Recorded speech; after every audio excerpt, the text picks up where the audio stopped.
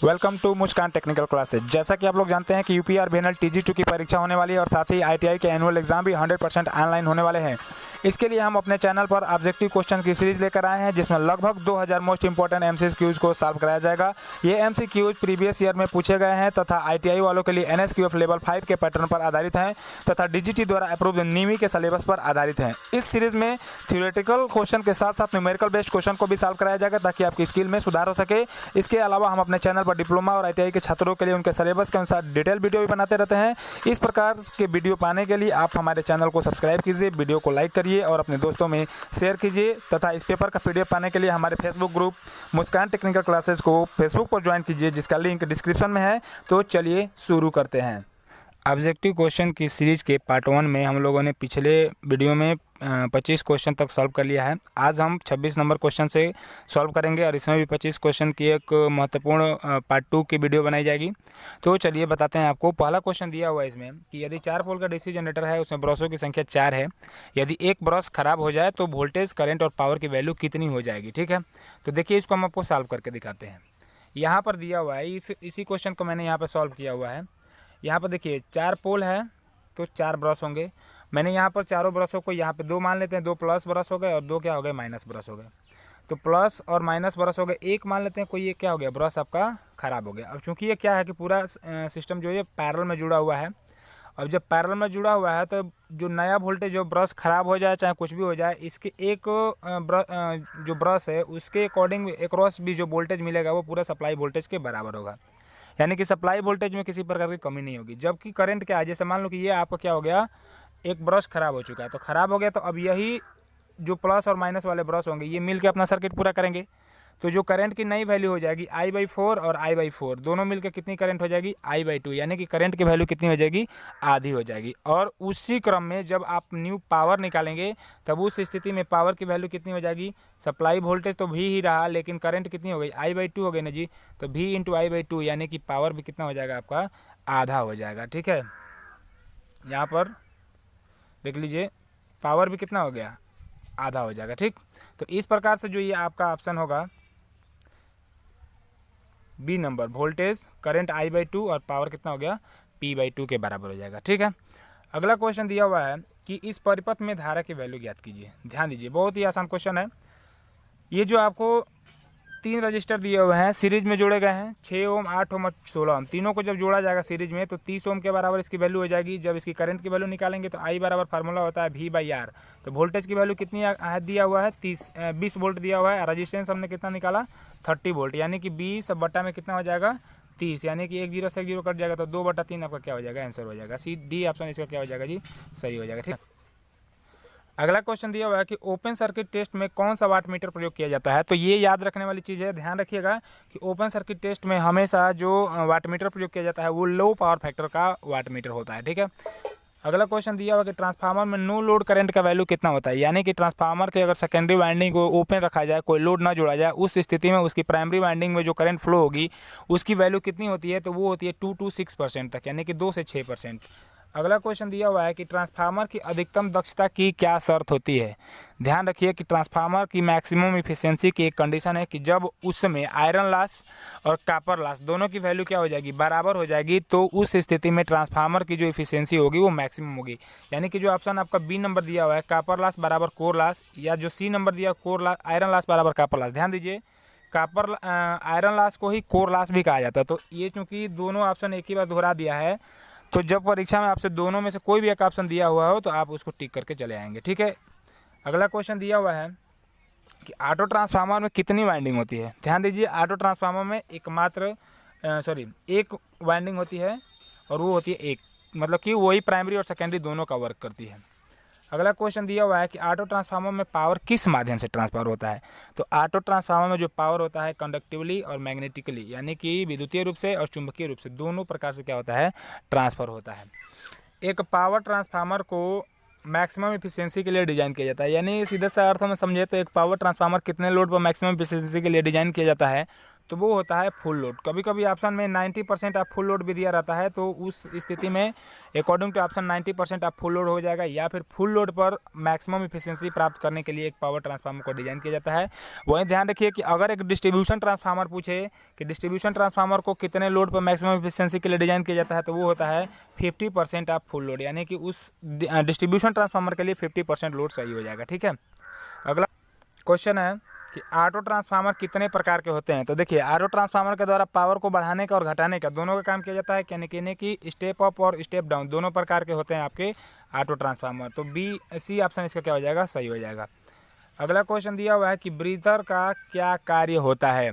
तो ब्रीदर देखिए क्या होता है, मतलब श्वास नली होती है ट्रांसफार्मर की। जब ट्रांसफार्मर में लोड बढ़ता है तो वो तेल ऊपर की तरफ उठता है, और जब ट्रांसफार्मर में लोड घटता है तो वही तेल क्या होता है, नीचे की तरफ बैठता है, मतलब नीचे आता है ठंडा होकर। तो बाहर से हवा क्या होती है, अंदर प्रवेश करती है। तो जो बाहर से हवा अंदर आ रही है उसमें जो होता है आपका मॉइस्चर के कण होते हैं, यानी कि नमी के कण होते हैं, तो उनको एब्जॉर्ब करने के लिए हम किसका प्रयोग करते हैं, ब्रीदर का प्रयोग करते हैं।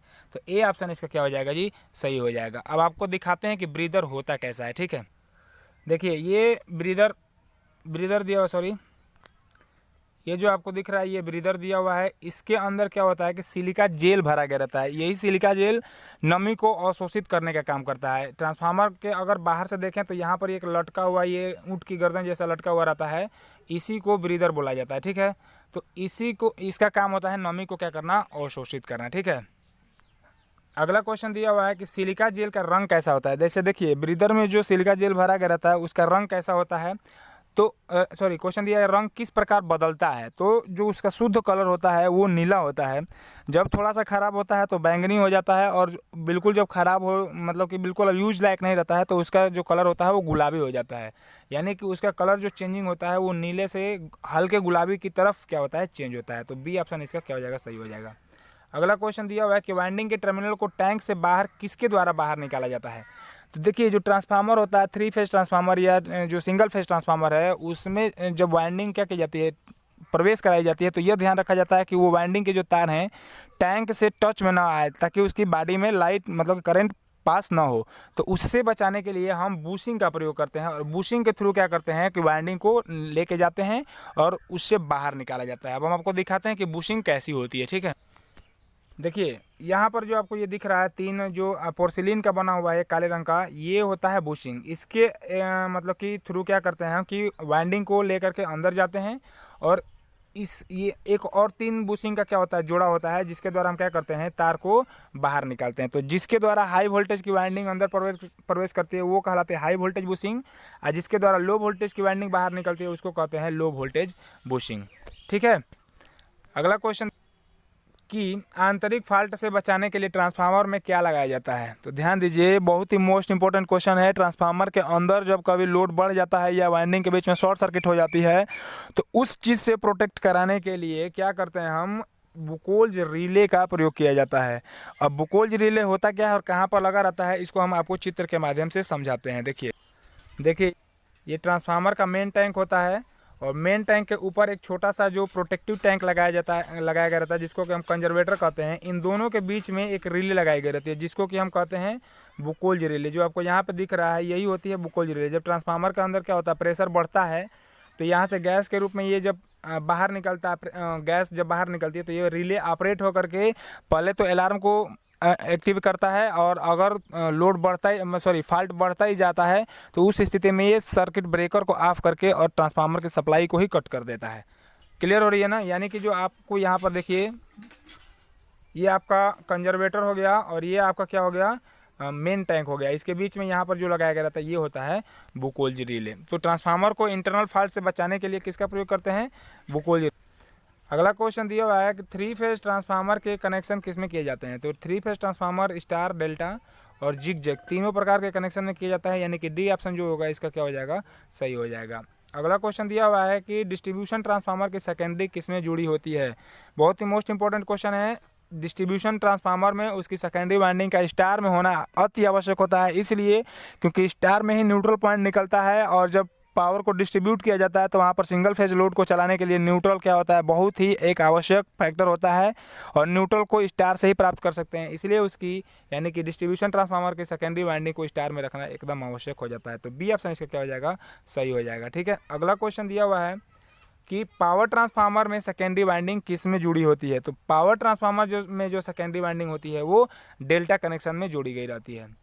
अगला क्वेश्चन है कि ट्रांसफार्मर की हाई वोल्टेज वाइंडिंग किस में जोड़ी गई रहती है। तो ध्यान दीजिए कि स्टार कनेक्शन में क्या होता है कि जो सप्लाई वोल्टेज होता है वो फेज वोल्टेज जो होता है वो लाइन वोल्टेज का VL/√3 होता है। तो यानी कि फेज वोल्टेज की वैल्यू स्टार में कम होने के कारण हम क्या करते हैं कि स्टार कनेक्शन को हाई वोल्टेज के लिए डिजाइन किया जा सकता है, इसलिए हाई वोल्टेज वाइंडिंग को हम स्टार में जोड़ने का काम करते हैं।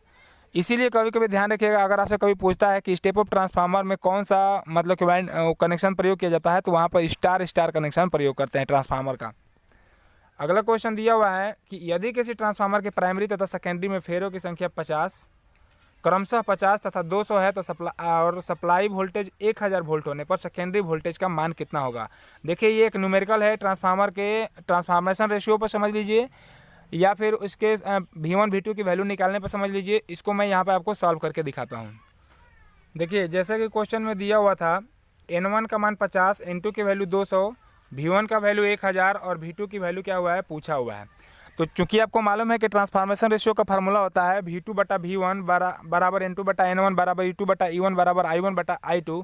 आगे बढ़ते चले जाएंगे, बस हमको यहाँ पे V2 की वैल्यू निकालना है। तो इन्हीं चार जो पैरामीटर्स हैं उस पर तुलना करा के हम क्या कर लेंगे, इसको सॉल्व करेंगे। तो ध्यान दीजिए V2 की वैल्यू पूछा है, V1 का मान 1000 और N2 N1 की वैल्यू को यहाँ पर निकाल कर जब सॉल्व करेंगे तो ये 4 बार में कट जाएगा और 1000 से गुणा करने पर V2 की वैल्यू आपकी कितनी आ जाएगी जी, 4000 वोल्ट आ जाएगी। यानी कि जो V2 का वैल्यू हो जाएगा वो कितना हो जाएगा, 4000 वोल्ट हो जाएगा। ठीक है, तो इसका डी ऑप्शन क्या हो जाएगा, सही हो जाएगा।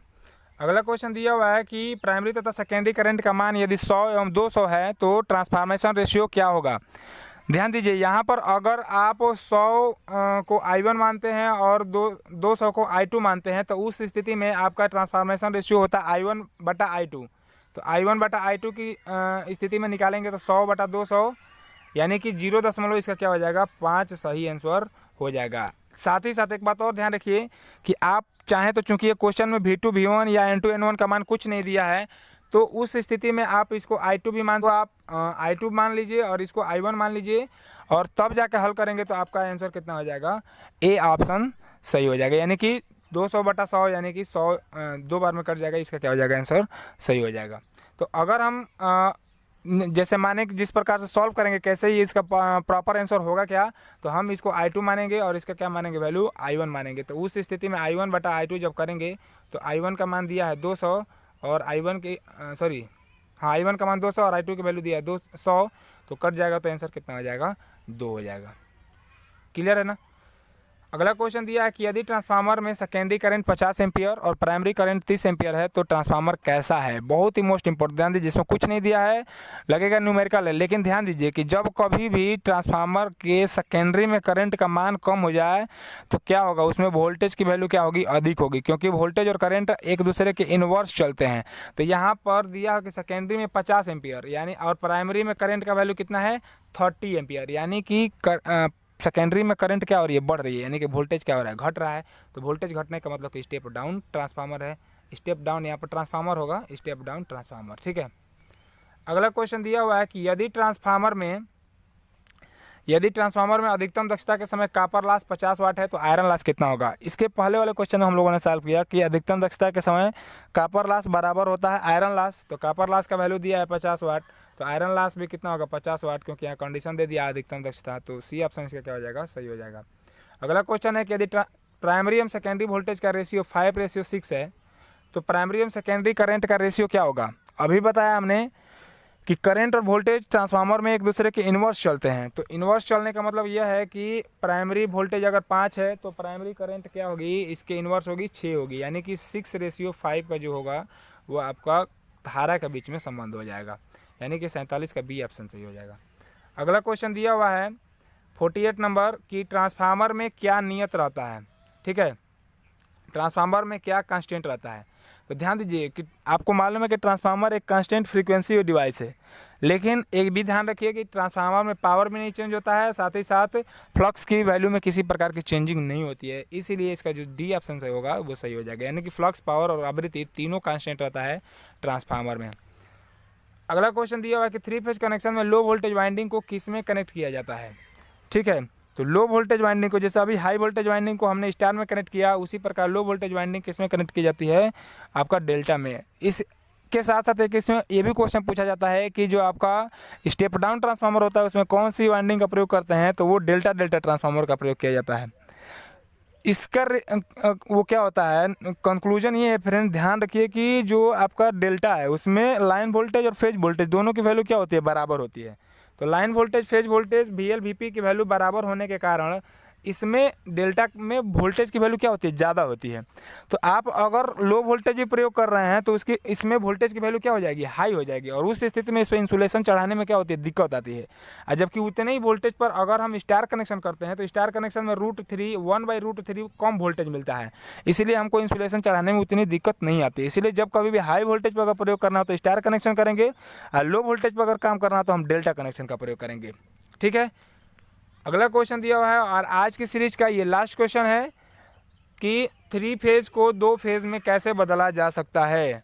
तो बहुत मोस्ट इंपॉर्टेंट, ध्यान दीजिए, 3 फेज को 2 फेज में या 2 फेज को 3 फेज में बदलने के लिए हम ट्रांसफार्मर में स्काट कनेक्शन का प्रयोग करते हैं, यानी कि सी ऑप्शन इसका क्या हो जाएगा, सही हो जाएगा। ठीक है फ्रेंड, तो आज के वीडियो में इस पार्ट में सीरीज़ 2 के सेकेंड पार्ट है ये, एक पार्ट और इसका लेकर आएंगे, तब जाके ये सीरीज़ क्या होगी आपकी कंप्लीट होगी। इतना ही, मिलते हैं अगले पार्ट में, तब तक के लिए जय हिंद, नमस्कार।